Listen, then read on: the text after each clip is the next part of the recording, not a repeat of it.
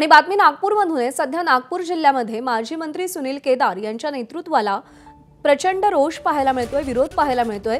सुनील केदार यांच्या भेदभावपूर्ण वागणुकीमुळे मोठ्या संख्येने काँग्रेसचे पदाधिकारी पक्षाच्या सदस्यपदाचे राजीनामे देत आहेत। राजीनामे देताना प्रदेशाध्यक्ष हर्षवर्धन सपकाळ यांच्याकडे सुनील केदार यांची तक्रार करत हे राजीनामे दिले जात आहेत।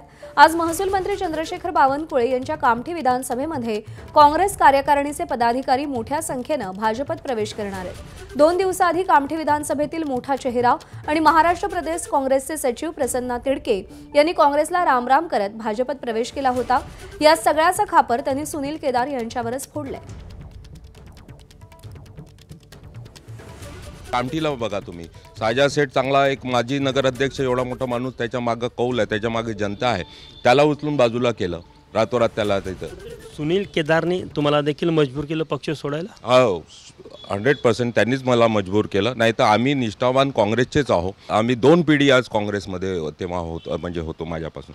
तर मला सातत्याने हे जाणवत होतं का आम्हाला कुठेतरी बाजूला करणं किंवा साईडलाईन करणं, फक्त लोकसभा आणि विधानसभेपुरतं आम्हाला त्यांनी पकडायचं आणि काम करून घ्यायचं। पण जेव्हा कार्यकर्त्याची निवडणूक आली तर तिथं गटाचं राजकारण करायचं।